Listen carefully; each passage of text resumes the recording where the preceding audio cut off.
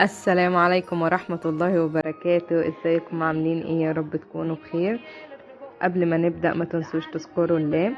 هعمل بقى معاكم دلوقتي ملوخية ناشفة، يعني هي أكلة مشهورة جدا في صعيد مصر، وإن شاء الله هتعجبكم.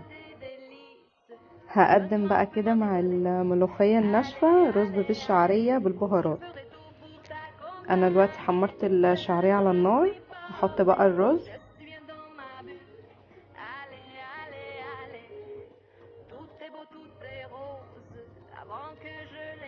هقلبهم بقى كده دقيقة على النار. هقلب كده الرز يعني بالشعرية، اسيبهم بس دقيقة على النار كده، وبعدين هشرب الرز.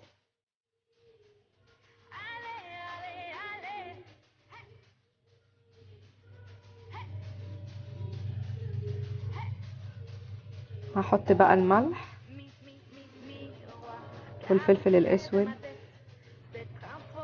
والسبع بهارات، وهقلبهم بقى كويس. بعد ما هقلبهم بقى هسيب الرز كده على نار عالية. حطيت بقى مكعب مرقة، وبعدين هغطي بقى الرز وهسيبه على نار عالية، ولما المية تتشرب هغطي عليه خالص على نار هادية.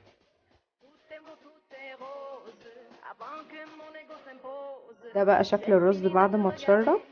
انا هقلبه كده تقليبه بسيطة.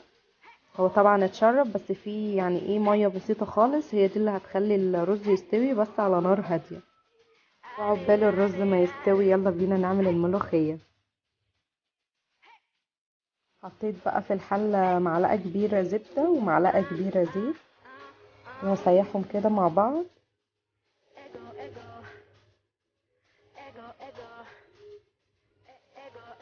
وبعدين هنزل عليهم التوم اللي انا فرمته. هشوح كده التوم بقى.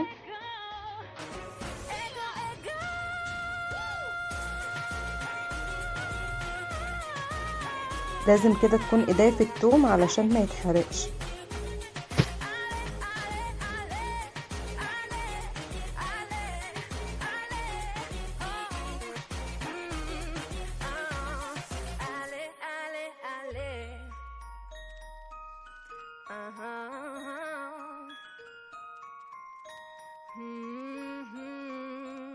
وبعد التوم بقى كده ما تشوح واخد لون ذهبي، يلا بينا نعمل الملوخية.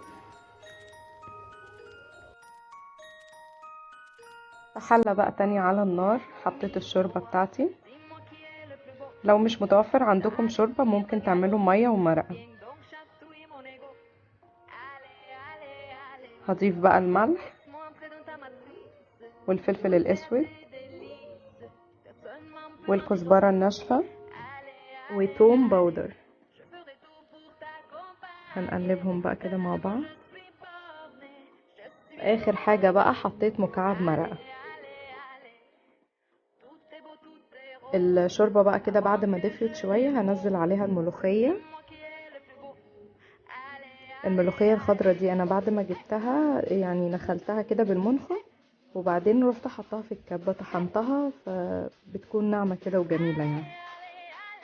هقلب بقى بالشكل ده زي ما انتوا شايفين كده بالمعلقة، عشان ما تبقاش مكتلة كده وفيها كلاكيع يعني. ولو في مضرب يدوي برضو ده هيساعد. لسه الملوخية كده محتاجة تاني ملوخية ناشفة ضفتلها، لان انا حسيتها خفيفة يعني. هقلب تاني كويس جدا.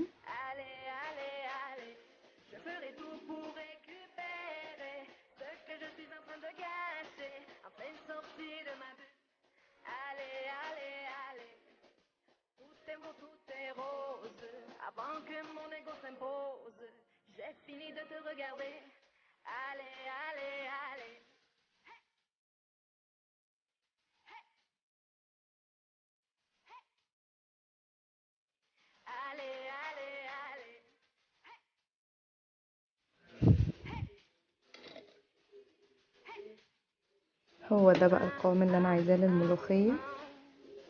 طبعا المطة اللي بتكون فيها دي من العروق بتاعة الملوخية.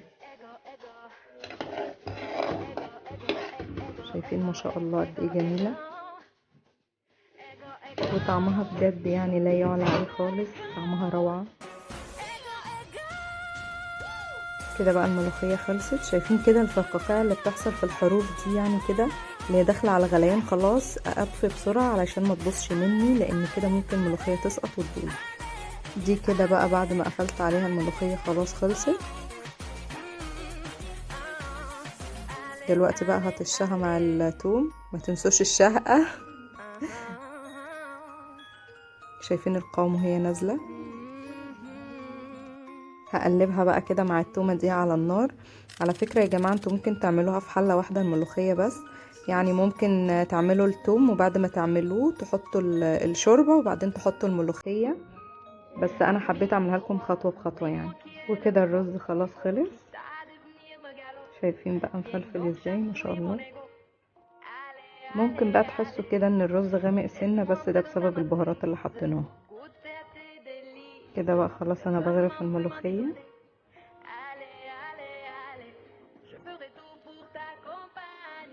انا بقى كنت شايله كده معلقه توم كبيره على جنب علشان احطها على الوش كده وازين بيها.